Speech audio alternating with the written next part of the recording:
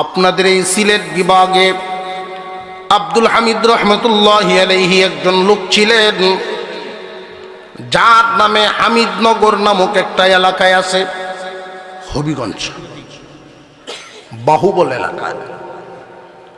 এই আব্দুল হামিদ সাহেব রহমতুল্লাহি আলাইহি পাহাড়ি এলাকায়, ওনার বাড়িটা বর্ডার সাইড। বাঘ এসে নেমে যেত মাঝে মাঝে।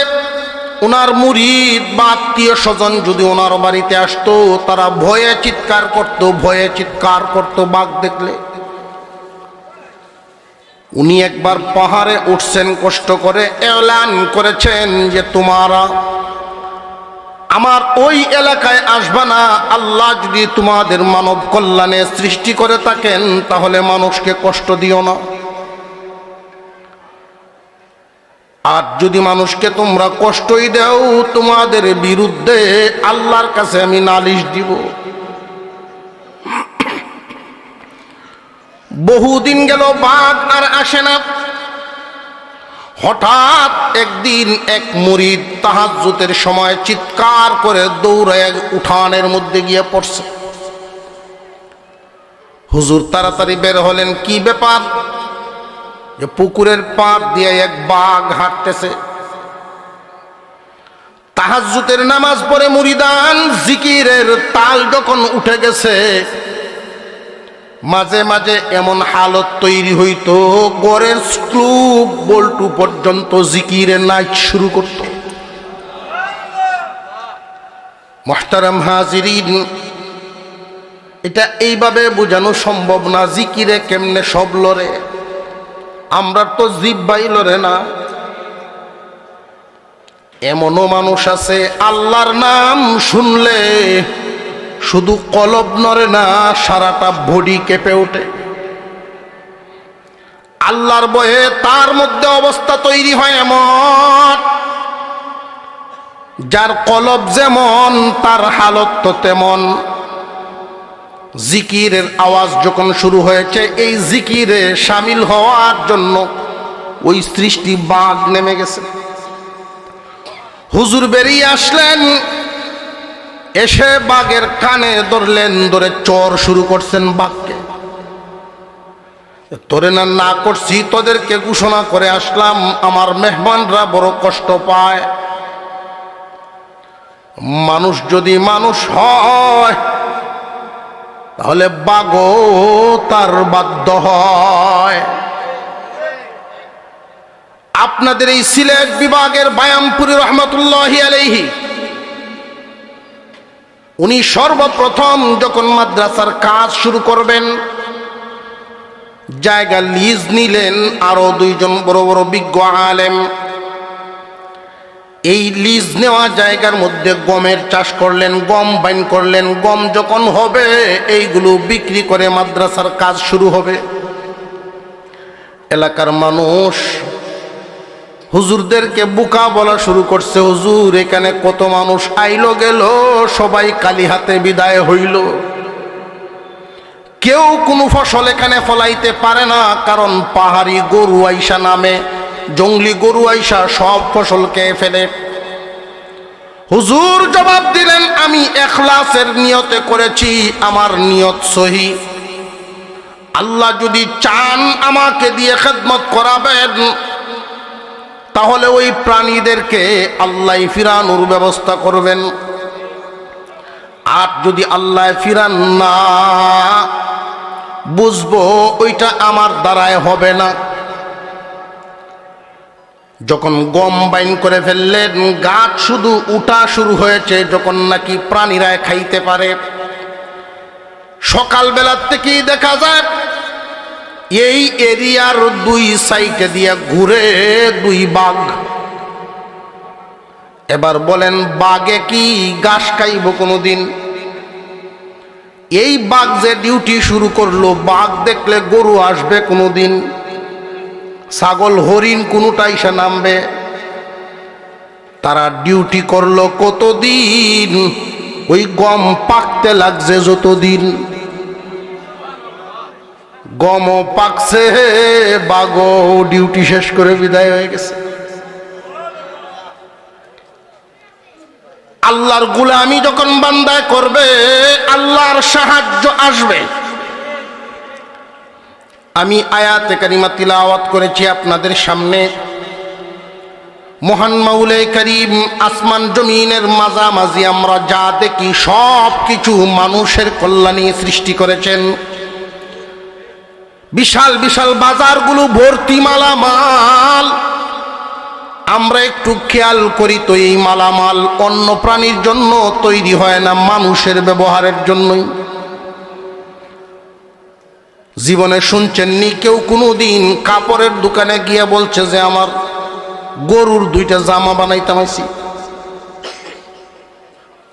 মানুষের জন্যই বানায় সব।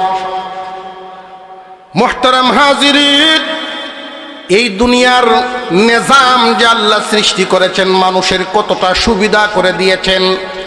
মানুষের ব্যবহারে সবচেয়ে জরুরি যেই বস্তুগুলো আসান করে দিয়েছেন সেই বস্তুগুলো। অক্সিজেন ছাড়া মানুষ বাঁচবে না। আসেনি কোনো ব্যাপারী অক্সিজেন বিক্রি করে? অক্সিজেন ছাড়া তো মানুষ বাঁচবে না, সূর্যের আলো ছাড়া বাঁচবে না, আগুন ছাড়া চলবে না। ব্যবহারের মধ্যে খনিজ সম্পদ যা আছে এর মধ্যে আমরা সবচাইতে বেশি ব্যবহার করি লোহা। লোহার দাম যদি স্বর্ণের মতো হইতো, সহজ হইতো না কঠিন হয়ে যাইত? আল্লাহ পাক রব্বুল আলামিন মানুষের শান্তির জন্য পানি আমাদের আসান করে দিয়েছেন, পানির ব্যবস্থা। ওই সহজলভ্য পানি দিয়েই তোমাদের পবিত্রতা হাসিল হবে। বালেগ হওয়ার আগ পর্যন্ত বান্দা তোমারে শুধু দিয়া গেলাম,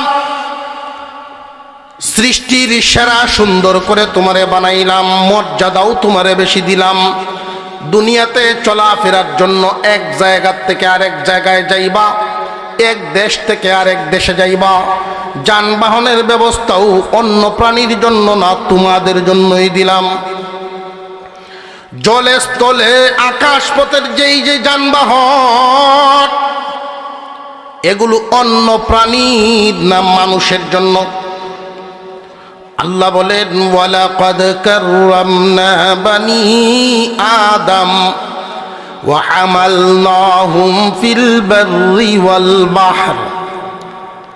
হে দুনিয়ার মানুষ, জলে স্থলে আকাশ পথে তোমাদের বাহনের ব্যবস্থাও আমি আল্লাহই করে দিলাম। এক সময় মানুষ চলাচল করত ঘোড়া উটের মাধ্যমে। উট গুড়া ব্যবহার করে এক দেশ থেকে আরেক দেশ, এক এলাকা থেকে আরেক এলাকায় চলাফেরা করত। যুগের পরিবর্তনে গাড়ির আবিষ্কার। হয়তো আপনারা বলতে পারেন এই গাড়ি তো আর আল্লাহ দিছেন না। না মুসলমান ভাই আমার, গাড়িও আল্লাহ দিয়েছেন। যেই মিস্ত্রি গাড়িটা বানায় এই বুদ্ধি কে দিয়েছেন? যেই উপাদান দিয়ে গাড়িটা তৈরি করে, এক জায়গার প্লাস্টিক আর এক জায়গার লোহা আর এক জায়গার কাঠ, এগুলোর মূল বস্তুগুলো কার দেওয়া? এগুলো একত্রিত করলে একটা গাড়ি হবে, এই বুদ্ধিটাও দিয়েছেন আল্লাহ। মুহতারাম হাজিরিন, আল্লাহ বলেন তোমারে শুধু সুন্দর করে বানাই নাই, শ্রেষ্ঠ মর্যাদাই শুধু দেই নাই, চলাচলের ব্যবস্থাও দিলাম।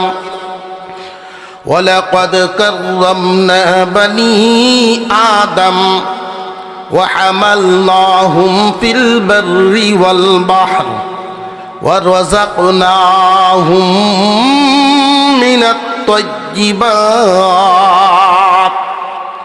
ও মানব জাতি, এই পৃথিবীর জমিনে যেই মাখলুকগুলোকে আমি খাবারের মাধ্যমে বাঁচায় রাখি, সমস্ত প্রাণীদের মধ্যে তোমাদেরকে উত্তম রিজিক আমি দান করিয়াছি। তোমরার মতো রিজিক কোনো প্রাণীর আল্লাহ দেয় নাই। মুহতারাম হাজিরিন, খেয়াল করি আমরা এই দুনিয়ার জমিনে যত প্রাণী খাদ্য খাবার খায়, সমস্ত খাবারগুলো দুই ভাগে বিভক্ত, হয়তো আমিষ জাতীয় না হয় নিরামিষ জাতীয়। শাক সবজি জাতীয়, সবজি জাতীয় হবে, আর নইলে মাছ মাংস হবে।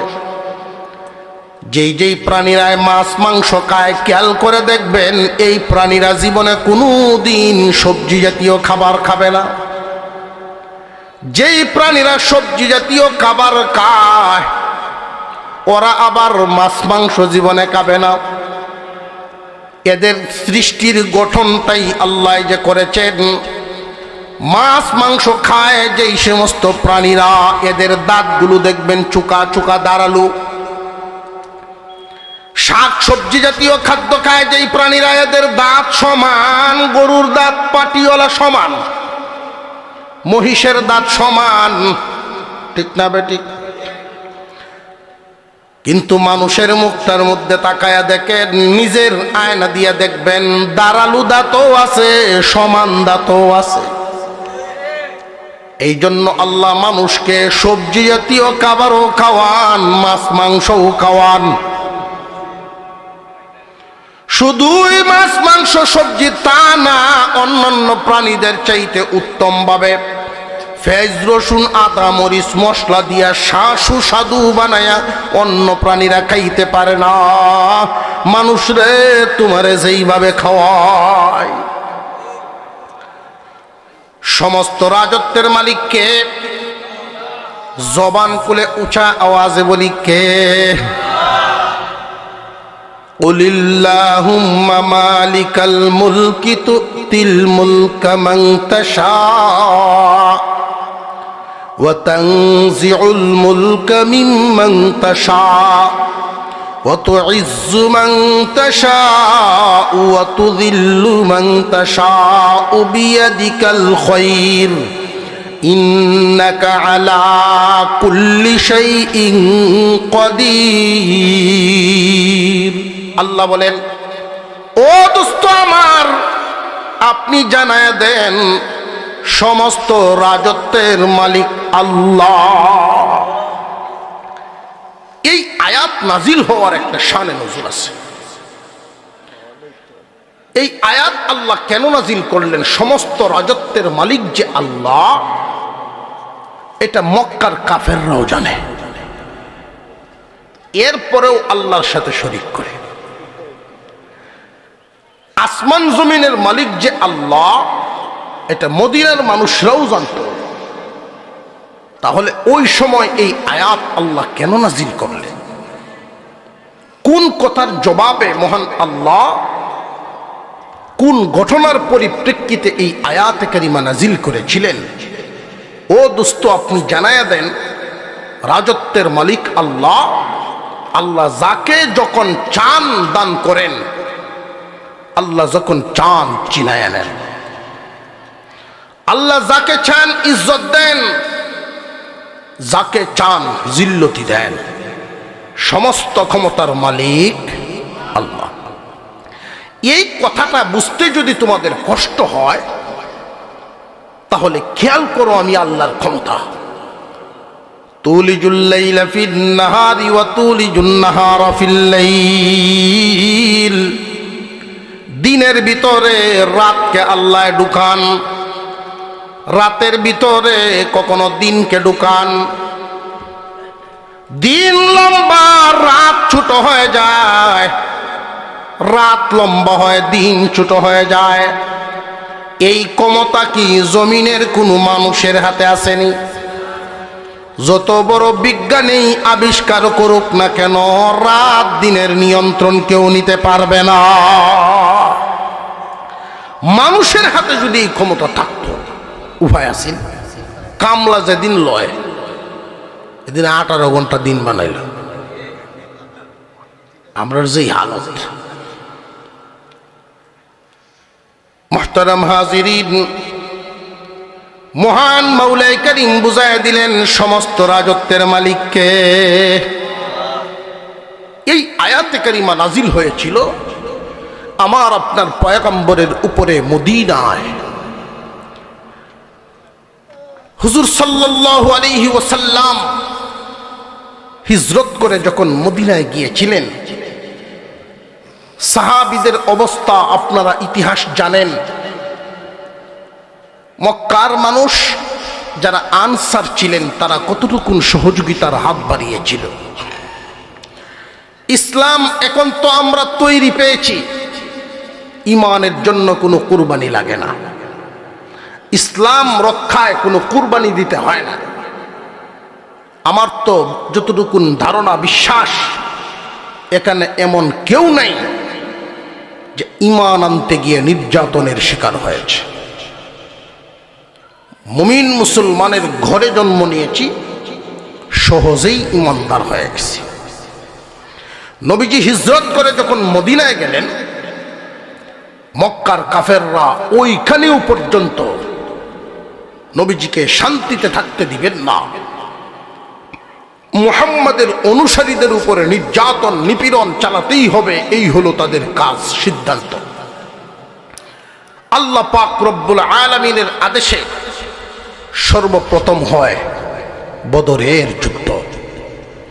আর সেই বদরের যুদ্ধে যখন মুসলমানদের বিশাল বিজয় হয়, কাফেরদের একেবারেই পরাজয় হয়। সেই যুদ্ধে মক্কার বড় বড় আমির উমারা, নেতা, লিডার আবু জেহেল সহ তারা মারা গেছে। কারোর বাবা মারা গেছে, কারোর চাচা, কেউর গোষ্ঠীর সর্দার। সকলের ভিতরে ছিল খুব। এখন তাদের প্রত্যেকটা গোষ্ঠীর একজন একজন করে সারা মক্কার সকল কাফেররা এক বৈঠকে বসেছে। আশপাশের শহরের মানুষদেরকেও তাদের সাথে আইনে শামিল করছে। একটাই ঘোষণা, আমরা এক দুই গোষ্ঠী করে মুহাম্মাদের দলের সাথে পারবো না, আমরা সকলে মিলে একসাথে গিয়া মদিনায় হামলা করব। সকলে মিলে যদি একসাথে হাজার হাজার মানুষ মদিনায় যায় আর মদিনার ভিতরে গিয়ে চতুর্দিক থেকে হামলা করি, কয় দিক দিয়ে এরা ফিরাইব? এই যে একটা গ্রাম, এই গ্রামের চতুর্দিক থেকে যদি হামলা আসে, মোকাবেলা করা সহজ হবে না কঠিন হবে? মদিনার চতুর্দিকে হামলা করে একটা মুসলমানকেও জমিনে বাঁচতে দেওয়া হবে না, এই হলো তাদের সিদ্ধান্ত। এমনকি আমার আপনার নবীকেও দুনিয়া থেকে সরিয়ে দেওয়া হবে। নাউযুবিল্লাহ। মক্কা নগরীতে চলছে এই মিটিং কাফেরদের ভিতরে। জিবরাইল আলাইহিস সালাম আসলেন আমার আপনার পয়গম্বরের কাছে খবর নিয়ে মদিনায়। ওগো আল্লাহর পয়গম্বর, মক্কায় ইসলাম ধ্বংসের মিটিং চলতেছে, আপনি সাহাবীদেরকে নিয়ে বসেন, চিন্তার কোনো কারণ নাই, মাঠে থাকবেন আপনারা, সাহায্য করবেন আল্লাহ। খুব ভালো করে বুঝবেন, অন্যায়ের বিরুদ্ধে মসজিদে শুধু দোয়া করার কথা কিন্তু বলেন নাই। আপনাদের যার কাছে যা আছে নিজেদের সামর্থ্যটুকু ঢেলে দিবেন ময়দানে, বাকি সাহায্য করবেন আল্লাহ সেখানে। নবীজি সাল্লাল্লাহু আলাইহি ওয়াসাল্লাম বড় চিন্তায় পড়ে গেলেন, পেরেশানির মধ্যে পড়ে গেলেন। ইসলাম জমিন থেকে ধ্বংস করার চক্রান্ত চলতেছে, কিন্তু মুহূর্তটা ছিল খুব টানাটুনির মুহূর্ত, সংকটপূর্ণ মুহূর্ত, এমন মুহূর্ত যে বেশিরভাগই তো নতুন মুসলমান। ওরা কি এই মুহূর্তে ইসলামের ডাকে আসবে কিনা, ইসলাম রক্ষায় আসে কিনা? কারণ সময়টা ছিল এমনই সংকটপূর্ণ সময়। মদিনার গাছে গাছে খেজুর পাকা ছিল, খেজুর নামাইতে হয়, সারা বছরের খুরাকের ব্যবস্থা তাদের ওই সময় করতে হয় 15-20 দিনের ভিতরে। বিভিন্ন বাজারে বিভিন্ন জায়গায় সেল দিতে হয়, বিক্রি করতে হয়। সারা বছরের খুরাকির ব্যবস্থা এই 15-20 দিনেই দাওয়ামারির সময়। আমাদের যখন সারা হাওরের মধ্যে ধান পাকা থাকবে, এই মুহূর্তে যদি একজন আর একজনের দাওয়াত দেয়, ভাই আল্লাহর হস্তে 40 দিনের লগিন তবলিগ হলো, যাইব আল্লাহ রাস্তায় যাই 40 দিনের লাইন হইব, তোমার আন্তাজ হই নাই শৈল, ঠিক না বে ঠিক? মুহতারাম হাজিরিন, সাহাবীরা তো পরীক্ষিত ঈমানওয়ালা। আল্লাহর নবীর সাহাবীরা পরীক্ষার সম্মুখীন হয়েছেন, তারা পাশ করেছেন। পুরাপুরি কাজের সময় এই টাইমে আল্লাহর রাসূল ডাক দিবেন, মনের মধ্যে একটা ভয় কাজ করতেছে। নবীজির ভাবনা হলো বেশিরভাগ মানুষ নতুন মুসলমান, ডাক দিলে কি তারা আসে কিনা আসে না। যদি মনে মনে অনিচ্ছা প্রকাশ করে ফেলে তাহলে তো মুনাফিকদের কাতারে চলে যাবে। মুহতারাম হাজিরিন, দিন এবং দুনিয়া, খেজুর নামানো, দান কাটাই বলেন, এগুলো দুনিয়াবি কাজ। ইসলাম রক্ষা করতে হবে, এটা দুনিয়াবি না দিনী কাজ। দিন আর দুনিয়ার মধ্যে যখন মোকাবেলা হয়ে যায়, ইমানদার মুমিনের কাছে দিনের প্রাধান্য হবে, দিনকেই প্রাধান্য দিবে, দুনিয়াকে পিছনে রাখবে, আখিরাতকে প্রাধান্য দিবে। এই হলো ইমানদার মুমিনের ইমানের পরীক্ষা। সাহাবীরা ইমানের পরীক্ষায় পাশ করতেন, কিন্তু আমরা সেই পরীক্ষায় পাশ করতে পারি না। প্রমাণ হলো, খেয়াল করে দেখবেন গ্রাম এলাকার মসজিদগুলোতে প্রায় সময় দেখা যায় যখন কাজের চাপ বেশি হয় মুসল্লি তখন কম হয়, ঠিক না বে ঠিক? ব্যবসায়ীর কাস্টমার যদি বেশি হয়, বেচা কেনার ধুম পড়ছে, নামাজের টাইম যাইতেছে খবরই নেই।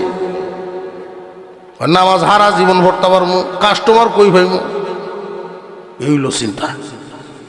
মুহতারাম হাজিরিন, আল্লাহর পয়গম্বর চিন্তায় পড়ে গেলেন, ডাক দিলেন মুরব্বী সাহাবীদেরকে। নবীজির চেহারা মুবারক মালিন্যতা দেখে চিন্তিত দেখে হযরত উমর রাদিয়াল্লাহু তাআলা আনহু ওই দিন নবীজির সামনে দাঁড়ায় বলেন, ইয়া রাসূলুল্লাহ, ইয়া হাবিবাল্লাহ, আমি খাত্তাবের ছেলে ওমরের এক ফোঁটা রক্ত থাকতেও কোনো মক্কার কাফের মদিনায় ঢুকতে দিব না। এটা হলো উমরের ইমানি দাবি, ইমানের পরীক্ষা, ইমানের প্রকাশ। কিন্তু উনার একার দ্বারা কি সারা মক্কার কাফেরদের মোকাবেলা সম্ভব নেই? হযরত আলী নবীজির পাশে দাঁড়ায় বলেন, ইয়া রাসূলুল্লাহ, আপনি বলেছেন আসাদুল্লাহিল গালিব, আল্লাহর বিজয়ী বাঘ। আমাকে আপনি উপাধি দিয়েছেন আল্লাহর বিজয়ী বাঘ। বাঘের সামনে হাজার হাজার শিয়াল কখনো আসবে না। হুজুর সাল্লাল্লাহু আলাইহি ওয়াসাল্লাম এক একজনের কাছ থেকে মতামত নিচ্ছেন। তারা তো মানুষও বেশি, আমরা মানুষ কম, তাদের অস্ত্রও বেশি, আমাদের অস্ত্র কম। চতুর্দিক থেকে যদি হামলা করে কেমনে মোকাবেলা করব, এই পরামর্শ চলছে। এই মজলিসে একজন মানুষ ছিলেন সাহাবী, ইসলাম যখন গ্রহণ করেছেন তখনই ওনার বয়স ছিল 120 বছর। সুবহানাল্লাহ। সাহাবীর নাম ছিল সালমান ফারসি রাদিয়াল্লাহু তাআলা আনহু। উনি দাঁড়ায় বলেন, ওগো নবীজি, মর্যাদার দিক থেকে আবু বকর, উমর, উসমান আমার চেয়ে অনেক উপরে, কিন্তু বয়সের দিক থেকে আমি মুরব্বী। এই সূর্যটা তাদের আগে আমি দেখছি। ওগো আল্লাহর পয়গম্বর, রুম এবং পারস্যের অনেক যুদ্ধ আমি নিজের চোখে দেখেছি। আমি আমার একটা অভিজ্ঞতা আপনার সামনে পেশ করি। আমাদের লোকবল কম, অস্ত্র বলও কম। ওদের লোকবলও বেশি, অস্ত্রের বলও বেশি। সামনাসামনি মোকাবেলায় ওদের সাথে আমাদের কুলায় ওঠা পারা হবে না। সুতরাং আমাদের এদের সাথে যদি মোকাবেলা করতে হয় কৌশল অবলম্বন করা লাগবে। এই মদিনা শহর চতুর্দিক থেকে বেষ্টনী, তিন দিকেই হলো পাহাড়, কুদরতি বাউন্ডারি, একদিকে খোলা। ওই খোলা ময়দানটা পাইয়া যদি ওরা মদিনায় ডুইকা যায়, কয় দিক দিয়ে আমরা তাদের মোকাবেলা করব? এর চাইতে আমার পরামর্শ হলো, ওগো নবীজি, আমরা মদিনা শহরে অবস্থান করব না, জিহাদের ময়দানে যারা অংশ নিব শহর থেকে বেরিয়ে 3 মাইল দূরে চলে যাব। ওইখানে গিয়ে এক পাহাড় থেকে আরেক পাহাড় পর্যন্ত একটা খাল খনন করে ফেলবো। মাঝে মাঝে একটু ফাঁকা রাখবো যেন আমরাও চলাফেরা করতে পারি, বের হইতে পারি, ঢুকতে পারি। বাকিটা পুরাটা খাল খনন করে ফেলবো। 3 দিকেই বাউন্ডারি পাহাড়, একদিকে যেটা কুলা, পুরাটা খাল খনন করে ফেলি। এমন একটা খাল যেন লাফ দিয়ে পার হইতে না পারে, ভিতরে পড়লে উঠতেও না পারে। হুজুর সাল্লাল্লাহু আলাইহি ওয়াসাল্লাম মুস্কি হাসি মারলেন। আল্লাহর পয়গম্বরের পেরেশানির চেহারা মুবারক আলোকিত হয়ে গেছে। নবীজি বলেন, ইসলামের আদর্শের মধ্যে একটা নীতি হলো মুরব্বিকে মূল্য দেওয়া। আমার উম্মতের মধ্যে যারা মুরব্বিদের সম্মান দিবে না, তারা আমার উম্মতের না। আল্লাহর রাসূল মুরব্বিকে সম্মান দিলেন। হুজুর সাল্লাল্লাহু আলাইহি ওয়াসাল্লাম বলে গেলেন, আমার উম্মতেরা রে, যেই জনপদে, যেই জনগোষ্ঠীর মধ্যে মুরব্বিদের সংখ্যা বেশি, বুঝবা আল্লাহর রহমত বেশি। বর্তমান সময়ে মুরব্বিগণের সংখ্যা তুলনামূলক বেশি না কম? তুলনামূলক, কিন্তু মুরব্বি হওয়ার আগেই দুনিয়া থেকে মানুষ বিদায় হয়ে যায়। মুরব্বিগণের মূল্যায়ন দিন দিন কিন্তু মানুষের কাছে কম। মুহতারাম হাজিরিন, আমার যুবক ভাইয়েরা কান পেতে শুনে রাখো, তোমার শিক্ষাগত যোগ্যতায় তোমার কাঙ্ক্ষিত লক্ষ্যে নিতে পারবে না। শিক্ষিত 10 জন যুবক দরখাস্ত দিবে একটা চাকরির জন্য, 10 জনের মধ্যে 9 জন বাতিল, 1 জনের চাকরি হবে। এই 1 জনটা কে জানো নি? যোগ্যতায় না, ওই 1 জনটার পিছনে বড়দের দোয়া। মুহতারাম হাজিরিন, যেই মানুষ দুনিয়ার জমিনে চলতে ফিরতে তার আচার আচরণে মানুষের অন্তর থেকে দোয়া কামাইতে পারে, বর্তমান সময়ে মুরব্বিদের সাথে যুবকদের যেই আচার আচরণ, যুবকদের যেই আচার আচরণ, ওটা বেয়াদবি। খুব সাবধান, বেয়াদবি থেকে প্রত্যেকেই সাবধান থাকবেন। পৃথিবীর সর্বপ্রথম ভুল ছিল বেয়াদবি, আর করিয়া ছিল আল্লাহর সাথে শয়তান। মুহতারাম হাজিরিন, নবীজি সাল্লাল্লাহু আলাইহি ওয়াসাল্লাম গ্রহণ করে নিলেন সালমান ফার্সির মতামত, রায় দিলেন এই কৌশল অবলম্বন করেই এদের সাথে মোকাবেলা করব। আল্লাহর পয়গম্বর গণনা দিয়েছিলেন, তখনকার সময়ে সারা মদিনায় মুসলমানের সংখ্যা ছিল 3000। কয় হাজার? 3000-এর মধ্যে নারী, পুরুষ, শিশু, বৃদ্ধ, নওজোয়ান সব মিলে 3000। হুজুর সাল্লাল্লাহু আলাইহি ওয়াসাল্লাম ঘোষণা দিলেন, সাহাবীরা 1000 আমার সাথে ময়দানে চলো যুদ্ধে অংশগ্রহণের জন্য। বাকি 2000 তোমরা মদিনায় থাকবা, নিজেদের কাজকর্ম করবা, আর যেই 1000 যুদ্ধে যাবে তাদের কাজগুলো তোমরা করে দিবা। তাদের কাজগুলো যদি তোমরা করিয়া দাও, যারা যুদ্ধে গেল তারা যেই সওয়াব পাবে, তোমরাও এই পরিমাণ সওয়াব পাইবা। এই জন্য দিনের কাজের ক্ষেত্রে উসুল হলো, খুব খেয়াল করবেন। একদলে কোরআনের খেদমত পড়ায়া করে, আর একদল পড়ে।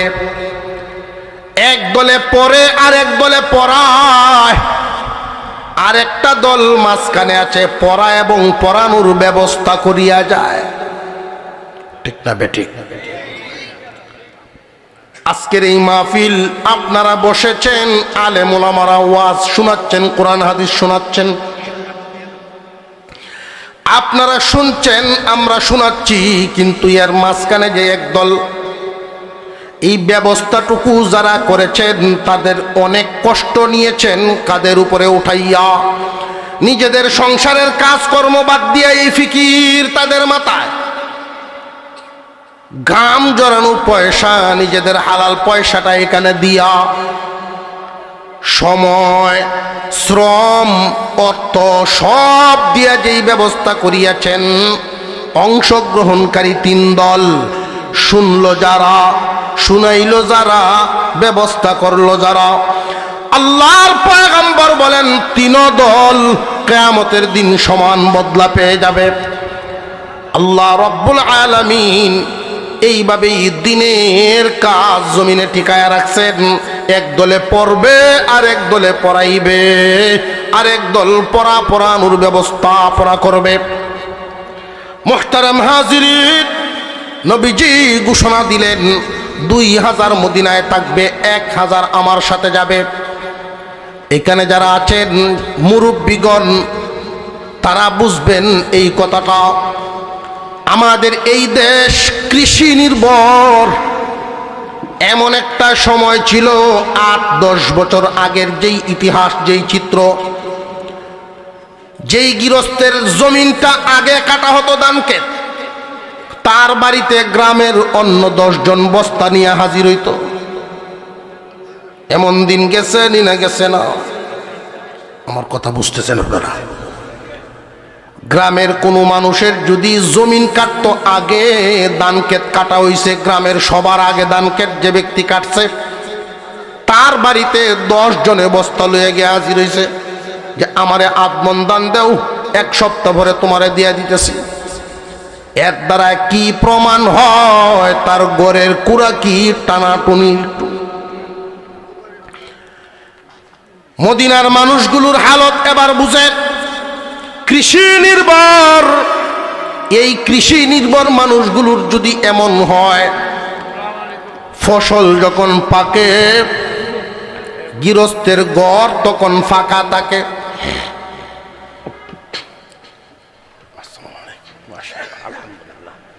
একটা বসার ব্যবস্থা দেন নাকি?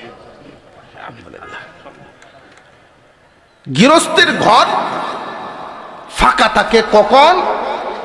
গৃহস্থের খুরাকির শর্ট পরে কখন, টানাটুনি পরে কখন? হাওরে ধান পাকে যখন। এমন এক মুহূর্ত আমাদের দেশে ছিল। আর এখন তো ব্রয়লারের যে চাউলের বস্তা, বিদেশি পয়সা, ব্রয়লারের বস্তা, দাও মারি কোন দিক দিয়ে যায় এইটার হয় না। আমার অভাবটের হইব দূরের কথা। আল্লাহ তাআলা নিয়ামত বৃদ্ধি করেছেন, রিজিক বাড়াইয়া দিচ্ছেন, বলেন আলহামদুলিল্লাহ। কিন্তু এই দিনগুলো আমরা ছোটবেলায় দেখেছি। পাড়ার 10-20 জনে মিলে পুরা জমিন কাটে দিলাইছে। উনি 1 মণ ধান নিব আর ঘাস হিসেবে বনগুলো নিয়ে যায়, কেরগুলো ঘাস হিসেবে গরুর জন্য নিয়ে যায়। আর গিরসও খুশি, আমার ক্ষেতটা কাটা হয়ে গেল কামলা ছাড়া। মদিনার মানুষগুলো মাটি কাটার জন্য যারা গেল, 1000 সাহাবী, তাদের ঘরে কি পরিপূর্ণ খাদ্য আছে না প্রত্যেকেরই কিছু না কিছু অভাব? কোন সাহাবীর খেজুর আছে, কোন সাহাবীর কাছে পানি আছে, একজন আর একজনকে খেজুর দেয়, একজন আর একজনকে পানি দিয়ে সহযোগিতা করে। 2টা খেজুরকে অর্ধবেলা পর্যন্ত মাটি কাটার কাজ, জমিনে যত কাজ সবচাইতে মাটি কাটা হলো সবচেয়ে কঠিন কাজ। 1 দিন 2 দিন 3 দিন পার হয়ে গেল।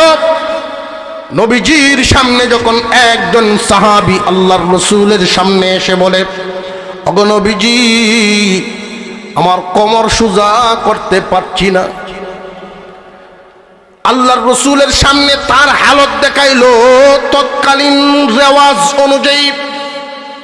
তখনকার সময়ে বেশি ক্ষুধার্ত মানুষগুলো পাথর দ্বারা চাপ দিত, পেটে চাপ দিয়ে রাখলে কিছুক্ষণের জন্য ক্ষুধা নিবারণ হইত। শক্ত করে বাদ দিলে পেটের মধ্যে কিছুক্ষণের জন্য ক্ষুধা নিবারণ হয়। আল্লাহর রাসূলের সামনে আল্লাহর নবীর সাহাবী যখন পাথর বাঁধা পেট দেখালেন, তার সান্ত্বনার জন্য নবীজি নিজের হালত দেখালেন। ওই সাহাবী তাকায় দেখেন তার পেটে এক পাথরের চাপ দেওয়া, আর দু জাহানের বাদশাহী যারে দিয়েছেন আল্লাহ, পয়গম্বর সাল্লাল্লাহু আলাইহি ওয়াসাল্লামের দুনো দিক থেকে পাথরের চাপ দেওয়া। আল্লাহর নবীর সাহাবী মাথার নিচের দিক দিকে লজ্জিত হয়ে চলে গেলেন। এই দৃশ্যটা দেখলেন আরেকজন সাহাবী, ওনার নাম ছিল জাবের রাদিয়াল্লাহু তাআলা আনহু। উনি নবীজির সামনে এসে বলেন, ওগো আল্লাহর পয়গম্বর, অনুমতি দিন, আমার একটু ছুটি দিন, আমি বাড়ি যাব। উনার বাড়িটা ছিল মদিনা থেকে যে 3 মাইল দূর খন্দকের ময়দান। ওই যুদ্ধটা ছিল কিতাবের ভাষায় গজওয়ায়ে আহজাব বলা হয়, খন্দকের যুদ্ধ হিসেবেও পরিচিত। খন্দকের খুব কাছাকাছি জাবের রাদিয়াল্লাহু তাআলা আনহুর বাড়ি। রে জাবের, দিলাম ছুটি, যাও। ওই দিন জাবের রাদিয়াল্লাহু আনহু এত জোরে দৌড় দিয়েছিলেন, এত জোরে জীবনে আর কোনোদিন দৌড় দেন নাই। বাড়ির গেটের সামনে গিয়াই চিৎকার শুরু করে দিলেন, বিবি রে বিবি, কই তুমি, তাড়াতাড়ি বের হও। কি হয়েছে আপনার? কি কোনো কিছু হারিয়ে ফেলছেন নাকি কোনো দুর্ঘটনা? এর চেয়ে দুর্ঘটনা আর কি চাও? আল্লাহর পয়গম্বরের পেটে পাথর দ্বারা চাপ দেওয়া।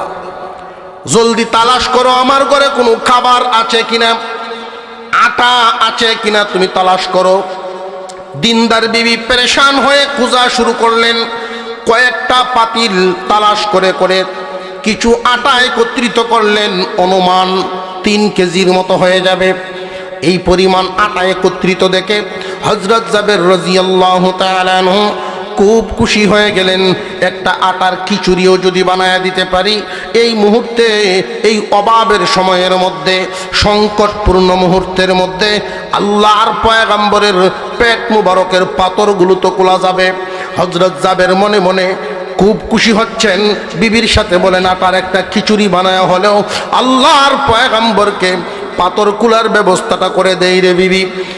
দিনদার পরহেজগার বিবি, তিনি বলেন, স্বামী হ্যাঁ, এই বরকত শুধু আজকের এই অভাবের সময়ে আপনি শুধু নিবেন, আমারে আপনার কাফেলায় শামিল করবেন না। আমার যে ছাগলের একটা বাচ্চা আছে, ওই ছাগলের বাচ্চা আমি আল্লাহর রাস্তে দিয়া দিলাম। এই ছাগলের বাচ্চা জবাই করে গোশত বানাইলে, রুটি বানাইলে আল্লাহর রাসূল একটু স্বাদ করে খাবেন। নবীজিকে দাওয়াত দেন। স্বামী স্ত্রী দুইজনের মধ্যে আলোচনা হলো, আল্লাহর পয়গম্বরকে দাওয়াত করব, খুব খুশি। বিবি বলেন, দাওয়াত যে করবেন আমাদের ঘরে যা আছে নবীজিকে শুনাইবেন আগে, দাওয়াত দিবেন পরে। কারণ খন্দকের ময়দানে ক্ষুধার্ত সাহাবী অনেক, নবীজির সাথে যদি কাউকে নিয়ে আসেন তখন তো আমাদের লজ্জা হবে। আগে নবীজিকে শোনাইবেন, এরপরে দাওয়াত দিবেন। হযরত জাবের রাদিয়াল্লাহু তাআলা আনহু আল্লাহর পয়গম্বরের সামনে গিয়া বলেন, ওগো নবীজি, আমার ঘরে 3 কেজি আটা আছে, একটা ছাগলের বাচ্চা আছে, আপনার দাওয়াত। আপনি যদি মনে করেন কাউকে সাথে নিবেন, নিতে পারেন, আমার কোনো বাধা নাই। আল্লাহর পয়গম্বর ওই দিন যে মুস্কি হাসি দিয়েছিলেন, হযরত জাবের বর্ণনা করেন, আমি আমার অন্তরে জীবনের যত সুখ শান্তি অনুভব করেছি, ওই দিন নবীজিকে খুশি দেখে আমি যতটুকু খুশি হয়েছিলাম, এমন শান্তি অনুভব আর জীবনে কোনোদিন হইতে পারিনি। মুহূর্তটা কেমন অভাব ক্ষুধার্ত, এই মুহূর্তে আল্লাহর পয়গম্বরের খানার ব্যবস্থা করেছি। নবীজি খুশি হয়ে গেলেন। যাওরে জাবের, বিবিরে নিয়ে গিয়া নাস্তার ব্যবস্থা করো, আমি আসতেছি। ওগো আল্লাহর পয়গম্বর, আমার ঘরে কিন্তু 3 কেজি আটা, একটা ছাগলের বাচ্চা। আপনার দাওয়াত যদি মনে করেন সাথে কাউরে আনতে পারেন, আমার কোনো বাধা নাই। 2 বার বলছেন। আল্লাহর রাসূল অনুমতি দিলেন, যাও বাড়িতে স্বামী স্ত্রী 2 জনে মিলে নাস্তা তৈরি করো। আল্লাহর পয়গম্বর সাল্লাল্লাহু আলাইহি ওয়াসাল্লাম উঁচা একটা টিলার মধ্যে দাঁড়াইলেন। সাহাবীরা তো ক্ষুধার্ত অবস্থায় মাটি কাটার কাজ করেন। আল্লাহর পয়গম্বর প্রতি 10 জন সাহাবীর বন্টনে 40 হাত করে দিলেন মাটি কাটার জন্য। 15 হাত প্রশস্ত হবে, 10 হাত গভীর হবে, নকশাটাও এঁকে দিলেন। 10 হাত গভীরে যদি একজন মানুষ পড়ে যায়, উঠা বড় কঠিন আছে। আর 15 হাত যদি প্রশস্ত হয়, লাফ দিয়া পার হওয়াও কঠিন আছে। 15 হাত প্রশস্ত, লাফ দিয়া পার হতে পারবে না। 10 হাত গভীর, নিচে পড়লে উঠতেও পারবে না। প্রতি 10 জনের বন্টনে 40 হাত, প্রতি 10 জনের বন্টনে 40 হাত। মাটি কাটার কাজ আমাদের এই দেশের মতো এত নরম মাটি না, আরবের মাটি বড় পাথরের মতো শক্ত মাটি। এরপরেও আল্লাহর নবীর সাহাবীরা ক্ষুধার্ত অবস্থায় আল্লাহর দ্বীন জমিনে কায়েম রাখতে হবে। মুসলমানদেরকে মারার জন্য যারা আসতেছে তাদের থামাইতে হবে, আটকাতে হবে। আল্লাহর দ্বীন আল্লাহর জমিনে দাফন হতে দেওয়া যাবে না। নবীজি উঁচা টিলার মধ্যে দাঁড়ায় ঘোষণা দিলেন, সাহাবীরা রে, কাজ বন্ধ করো, আমরা সবাই দাওয়াত খাইতে যাব জাবেরের বাড়িতে। আমরা সব মিলে জাবেরের বাড়িতে দাওয়াত খাইতে যাব। নবীজির ঘোষণা শুনে সাহাবীরা একজন আর একজনের চেহারার দিকে তাকান। শুনেছি জাবের না গরিব মানুষ, এত বড় আয়োজন এই অভাবের সময় কেমনে করলো? আসলে কি জাবের কিছু জানেননি? আল্লাহু আকবার বলেন। আমার আপনার পয়গম্বরকে আল্লাহ এই পরিমাণ মর্যাদা দিয়েছিলেন, সমস্ত নবীগণ সমস্ত রসুলগণকে মিলে যেই পরিমাণ মর্যাদা দান করেছেন, একা মুহাম্মাদুর রাসূলুল্লাহ সাল্লাল্লাহু আলাইহি ওয়াসাল্লামকে এর চেয়ে বেশি দান করেছেন। এক একটা মর্যাদা অন্যান্য নবীগণের চাইতে ছিল মজবুত মর্যাদা। আল্লাহর পয়গম্বর ঘোষণা দিলেন, সবাই তৈরি হয়ে যাও। এই অভাবের সময় কেউ 3 দিন যাবৎ শুধু পানি খায় মাটি কাটে। আনন্দে আত্মহারা নবীজি আগে আগে যান, 1000 সাহাবী পিছনে পিছনে যান। আটা কয় কেজি? আরো জোরে কর। আল্লাহর পয়গম্বর 1000 সাহাবী নিয়ে যাচ্ছেন, মরুভূমির ধুলাবালি পদদলিতে উঠতেছে। দূর থেকে হযরত জাবের দেখলেন, চিন্তিত হয়ে গেলেন। বিবি জিজ্ঞাসা করেন, একটু আগে না খুশি-বাসি ছিলেন, এখন এমন চেহারা মলিন হলো কেন? বিবিরে, তুমিও তাকাও, তাহলে বুঝতে পারবা। আল্লাহর পয়গম্বর খন্দকের যোদ্ধাদের সবাই সমস্ত মুজাহিদদের নিয়ে চলে আসতেছে। বিবি জিজ্ঞাসা করলেন, স্বামী হে, আমাদের যেইভাবে পরামর্শ ছিল আল্লাহর রাসূলকে কি সেইভাবে দাওয়াত দেন নাই? জি, সেইভাবে দিয়েছি। আগে বলেছি আমাদের ঘরে 3 কেজি আটা, একটা ছাগলের বাচ্চা আছে, আপনার দাওয়াত। আমাদের ঘরের হালত বলেছি আগে, দাওয়াত দিয়েছি পরে। দিনদার পরহেজগার বিবি, জেনে রাখবেন যুবক ভাইয়েরা, বিবি যদি দিনদার হয়, দিনের উপর চলা বড় সহজ হয়। হুজুর আকরাম সাল্লাল্লাহু আলাইহি ওয়াসাল্লামের ওই সাহাবীর বিবি ডাক দিয়ে বলেন, ওগো স্বামী, উনি যে আল্লাহর সত্য নবী, এতে কোনো সন্দেহ আসেনি যে না? নবীজিকে জানানো হয়েছে 3 কেজি আটা, একটা ছাগলের বাচ্চা, আল্লাহর রসুল জানার পরেও যদি খন্দকবাসীকে নিয়ে আসেন, আমার আপনার চিন্তার কোনো কারণ নাই। আমি তো মনে করি সারা মদিনার মানুষও যদি আল্লাহর রসুল আনেন, ব্যবস্থা আল্লাহ করবেন, আমাদের চিন্তার কোনো কারণ না। হযরত জাবের সাথে সাথে বিবির কপালে একটা চুমা দিলেন। সত্যিই তো, আমি তো এইভাবে ভাবি নাই। আল্লাহর রসুল আসলেন জাবেরের গেটের সামনে, এসে বলেন, রে জাবের, নাস্তা তৈরি হয়ে গেছে? জি হুজুর, হয়ে গেছে। ডাকনা উদাম কইরো না, পাতিলগুলো আমার সামনে আনো। আল্লাহর রসুল সাল্লাল্লাহু আলাইহি ওয়াসাল্লাম বরকতের ফু দিলেন। সুবহানাল্লাহ। বরকতের ফু দিয়ে তিনি হুকুম দিলেন, প্রত্যেককেই 3টা করে রুটি দাও, এই পরিমাণ গোশত দাও। 3টা করে রুটি দাও, এই পরিমাণ গোশত দাও, ডাকনা সরায়ও না। সাহাবী কতজন? 1000। ভালো খাওয়াইয়া যদি হয়, খাওয়াইয়া যদি ভালো হয়, 3 কেজি আটা মোটামুটি সাইজ করে লাইতো না। কিতাবের মধ্যে একটা ঘটনা পড়ছিলাম একবার। এক লোক,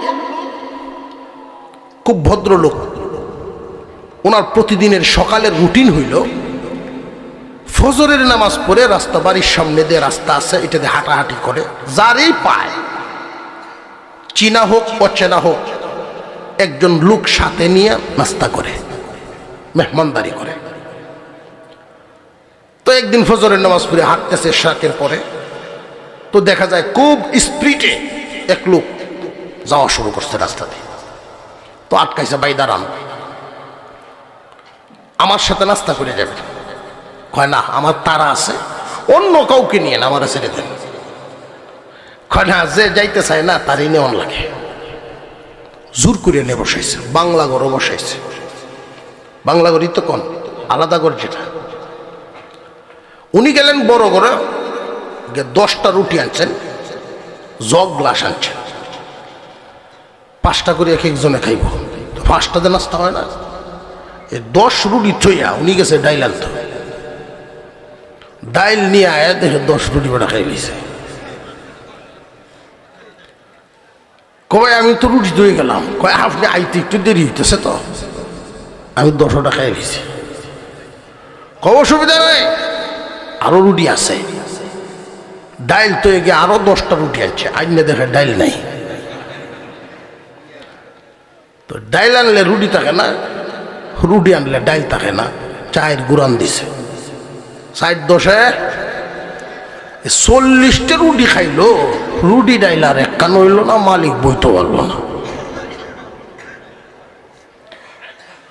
আবার যখন গরো গেছেন, তো বিবি সাহেব জিজ্ঞাসা করে, কি গো মেহমান আজকে কয়জন আনছ?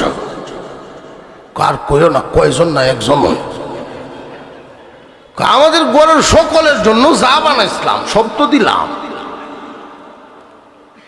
এমন বেতালা মেহমান করতে আনছ?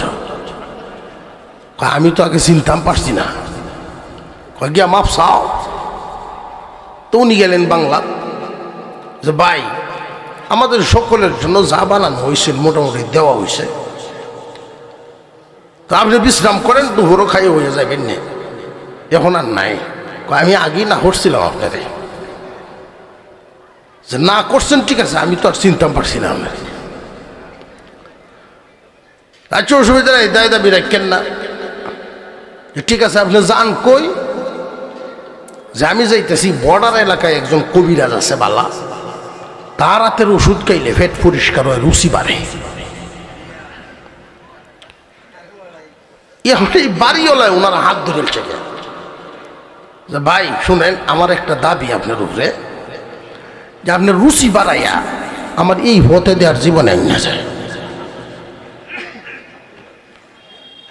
আপনি আপনার পেট ভরেন, আমার আপত্তি নাই, কিন্তু আমার এই রাস্তা দিয়া আপনি আর কোনোদিন আইন না। এমন খাওয়াইয়া যদি হয়, আগের যুগে 30, 40, 50 বছর আগের যে মুরব্বীদের কথা শুনতাম, 5 জন 7 জন 10 জন মিলে বিয়ের বাড়ি যেত, নতুন আত্মীয়, আস্তা গরু খাইয়া আইত। খাওয়ার প্রতিযোগিতা আছে। 1000 সাহাবী, 3 কেজি আটা, প্রত্যেককে 3টা করে রুটি দাও, এই পরিমাণ গোশত দাও। আল্লাহর রসুলের অনেক উম্মত এমন কামেল ছিলেন। আমার ছাত্র জীবনে দেখা একটা ঘটনা, দেওবন্দি হুজুর ছিলেন, বড় হুজুর বলে আমাদের এলাকায় ডাকে, রাজনগরী হুজুর, বড় হুজুর। তো বড় হুজুরের ছেলেকে বিয়ে করাইছেন, আর উনি তো পিসাব মানুষ, সামনে যারেই পায় দাওয়াত দেয়, হয়ে যাইস আমার হুতরে বিয়া করাই যাইস। তো যাইস যারারই কর, কেউ আর মিস দিছে না। রাস্তাঘাটে যত মানুষের ভাইছেন উনি দাওয়াত দিছেন, তো তার অনুমান ছিল হয়তো 3 থেকে 400 মানুষ হবে। মানুষ হয়েছে 2000-এর মতো। আচ্ছা কন্ত তুই কোন মিল আছে? মানুষের এই ঢল দেখিয়া ছেলেরা দৌড়ায় গেছে দাদাদির কাছে, আব্বা সর্বনাশ হয়ে গেছে, মান ইজ্জত থাকবে না। তো দাদাজি আমলই করতেন বেশিরভাগ, মানুষের লোক সমাজে খুব কমই, আড্ডা টাড্ডা এগুলো না। তো উনি এসে নামছেন সিঁড়ি দিয়ে, কি হয়েছে ঘটনা যে এমন এমন? কয় হ আমিও তো দাওয়াত দিছি মেয়েছে। ছেলেরা তো আর এটা বলবার সাহস হয় না যে আপনার দাওয়াতের মেহমান একটু সব। উনি করলেন কি, তখন আমরা ছাত্র যারা ছিলাম আমাদেরকে শুধু লাগাইছিলেন পানি, যে তোমরা পানি দাও। আর উনি বাবুর্চিকে তুলে দিছেন, যেই বাবুর্চি পাতিলের মধ্যে দেয় দেখে হুজুর নিজেকে, বড় হুজুরকে নিজে বসছেন, বসে দেওয়া শুরু করছেন। আর বললেন কিছু শাহিদার বদলায় দিচ্ছেন, যে নামাজি লোক কেন, নামাজি লোক এরা দেখা না খাওয়াও, তবলিগি লোক এরা দেখা না খাওয়াও, লেমটি মেরিয়ে খানা খাওয়াই, বইটা চলতো না। শুরু করছে, সব মানুষ খানা খেয়ে গেছে। আমরা ছাত্র ছিলাম প্রায় 150-র মতো, সবাইরই খানা খাওয়াইছে, এরপরেও কমতি হয় নাই। একটা ঘটনা, আল্লাহর রাসূল সাল্লাল্লাহু আলাইহি ওয়াসাল্লামের মুআজিজা। আল্লাহর রাসূল বলেন, ও জাবের, এত বড় আয়োজন তোমার বাড়িতে 1000 মানুষে খাইলো, অভাবের সময় যাও তোমার গোষ্ঠীর মুরব্বীদেরকে নিয়ে আসো, গোষ্ঠীর লোকদেরকেও কইয়ালাও। সুবহানাল্লাহ। কোন এইখানে কিন্তু একটা সবক দিয়ে দিলেন নবীজি, সামাজিক ভ্রাতৃত্ব, সামাজিক মোহব্বত বুঝাইয়া দিলেন। কারোর বাড়িতে যদি 20 জন মানুষের খানার আয়োজন হয়, গোষ্ঠীর 4 জন মুরব্বী বা 2 জন মুরব্বী খাইলে কি কমবো? এমন মুরব্বী 2 জনকে গোষ্ঠীর থেকে বলে ফেললে সারা গোষ্ঠী কয়। এই সমস্ত কাজগুলোর মাধ্যমে মিল মোহব্বত নিজেদের ভিতরে বাড়ে। তো আমরার হালত হইল, এক ভাই ছেলে বিয়া করায় আর এক বাইরে দাওয়াত দেয় না। সম্পর্ক আল্লাহর রাসূল বলেন, জাবের তোমার গোষ্ঠীর লোকদেরকে দাওয়াত দিলাও। তারা আসলেন, সবাইরে খানা খাওয়াইলেন। অভাবের সময় দাদার সাথে নাতি যায় 3 জন, সব খায়া গেল। আল্লাহর রাসূল বলেন, আমারেও খাওয়াও, তুমিও খাও, তোমার বিবিরেও খানা খাওয়াও। সবার খানা শেষ হওয়ার পরে দেখা গেল অর্ধেকের বেশি কানা রয়ে গেছে। আরো জোরে কন্যা সুবহানাল্লাহ। রে জাবের, আমার সাহাবীরা যে খায় গেল, এই কাটাগুলো, হাড়গুলো আমার সামনে আইনা জমা করো। ঈসা আলাইহিস সালামের মুআজিজা ছিল এক কান, মাটি দিয়া পাখি বানায় যদি ফু দিত তাহলে পাখি জিন্দা হয়ে মানুষের সামনে উড়াল দিয়া চলে যেত। মাটি দিয়া পাখি বানায়া ফু দিলে এই পাখির ভিতরে রুহু আসতো, পাখি জিন্দা হইয়া উড়াল মারত, তবে জিন্দা হইয়া মানুষের চোখের আড়ালে গিয়া আবার মাটি হয়ে যেত। হুজুর সাল্লাল্লাহু আলাইহি ওয়াসাল্লামকে এই মুজিজা আল্লাহ এমন দেওয়া দিলেন, রে জাবের কাটাগুলো আইনা জমা করো। জাবের রাদিয়াল্লাহু তাআলা আনহু বলেন, কাটাগুলো যখন জমা করলাম আমি তাকায়া দেখি আল্লাহর পয়গম্বর কি পড়তেছেন, টুট মুবারক নড়তেছে আমি দেখেছি, কি পড়েছেন তা শুনলাম না। ঠোঁট মুবারক নড়তেছে আমি দেখেছি, কি পড়েছেন তা শুনলাম না। কিছুক্ষণ পরেই তাকায়া দেখি একটা হাড় আর একটা হাড়ের সাথে জোড়া লাগা শুরু হয়ে গেছে। কিছুক্ষণের ভিতরেই আমার পুরা ছাগলটাই জমিনে দাঁড়ায় যায়। ঈসা আলাইহিস সালামেরটা মানুষের চোখের আড়ালে গিয়া মাটি হয়ে যেত। আল্লাহর রাসূল বলেন, নাও জাবের, আল্লাহর পক্ষ থেকে ছাগল দেওয়া হয়ে গেল, নিয়ে যাও। বিবি এই ছাগল দেখে বলেন, এটা দিয়ে আমরাটার মতো লাগে। মতো কি? আমরা টেকটা সুবহানাল্লাহ খান, সুবহানাল্লাহ খান। আল্লাহর রাসূলের মুজিজা ঘটাইছেন কে? আরো জোরে কর। এই কথাটা মজবুতভাবে অন্তরে বসানো, এটার নাম ঈমান। নবীগণকে আল্লাহ দিয়েছেন মুজিজা, ওলিগণের মর্যাদা আল্লাহ বাড়ান কারামত দিয়া। কিন্তু কারামত দেখার পরে আল্লাহ তো ইয়া ওলির হিসেবে দৌড় শুরু করে। কথা বুঝে আসতেছে? জায়গা বদলায় ফেলে মানুষের ধারণা। ঘটাইছেন আল্লাহ, শুকর আদায় করতে হবে আল্লাহ। কিন্তু মানুষ এই কথা ভুলে যায়। সুলাইমান আলাইহিস সালাম জিন্নাতের মাধ্যমে রানী বিলকিসের সিংহাসন আনাইলেন চোখের পলকে। কিসের পলকে? চোখের পলকে।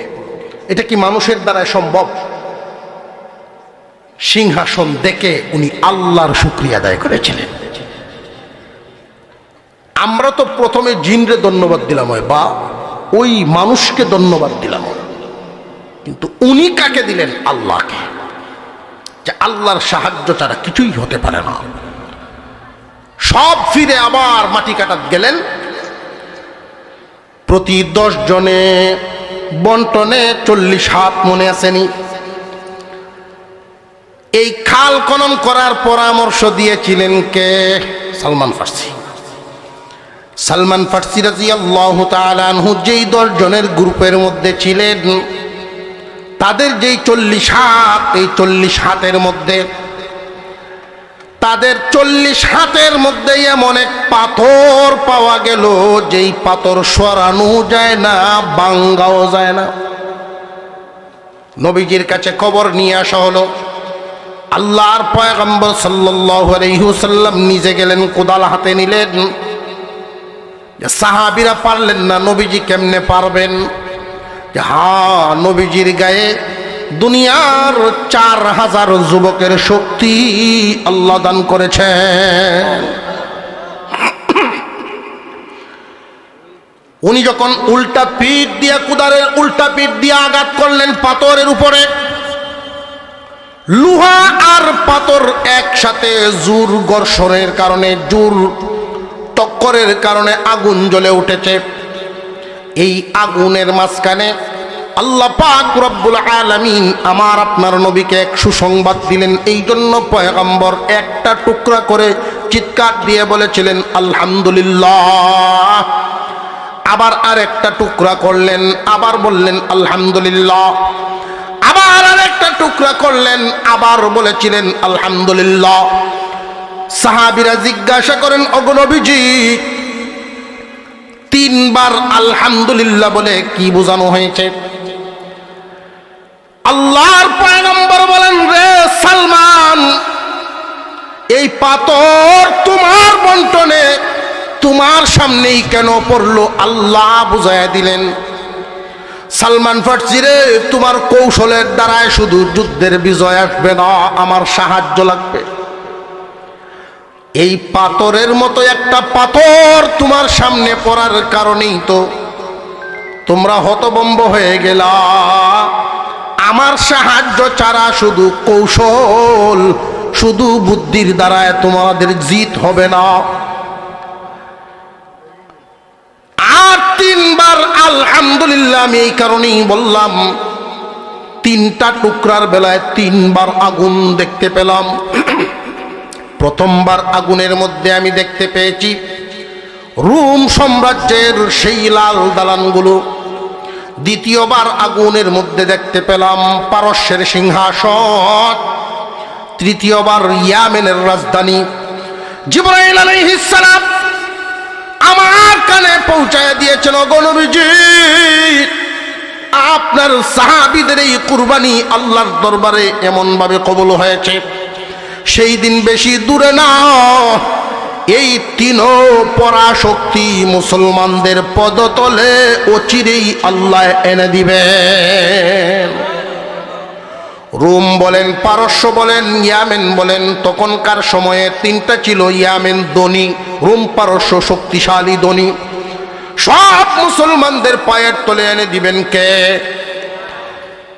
এই জন্য আমি জুড়ে আল্লাহর শুকর আদায় করিয়াছি। এই কথা শুনিয়া মুনাফিকেরা বলা বলি শুরু করলো। মুনাফিকেরা বলা বলি শুরু করেছিল। আল্লাহর পয়গম্বর যখন বললেন সমস্ত পৃথিবীর মুসলমানদের দিকে আসবে অর্ধ পৃথিবী, রোম পারস্য সহ, মুনাফিকরা বলা বলি শুরু করে দিয়েছিল। একটু আগেও তো ক্ষুধার্ত ছিল, কোমর সোজা হয় না ক্ষুধার কারণে। আর এখনই বুঝি রোম পারস্য রাজত্বর স্বপ্ন দেখে। ওলামায়ে কেরাম নির্বাচনে অংশ নিয়েছে, দেখবেন এটা নিয়ে অনেকের তালবাহানা। হ্যাঁ, মৌলবীরা এখন সংসদ যাইব, আল্লাহ নিলেও সুবিধা আছে। সবাই তো দেখছি, এখন মৌলবীরা দিয়ে দেখি না, শুধু এই আড়াইয়াত জায়গার ইমামতি না দেয়া পুরা 2 থানার ইমামতি দেয়া দেখি। আমরা ওই আড়াইয়াত জায়গার ইমামতির জন্য যেইভাবে চুলচেরা বিশ্লেষণ করি, তার মধ্যে কি গুণ আছে না আছে। আত্মীয় স্বজনের ভিতরেও যদি কেউ সুদকুর থাকে, ঘুষকুর থাকে, তেও ইমামতি ছুটে থাকে। এবার এমন আছে না নাই?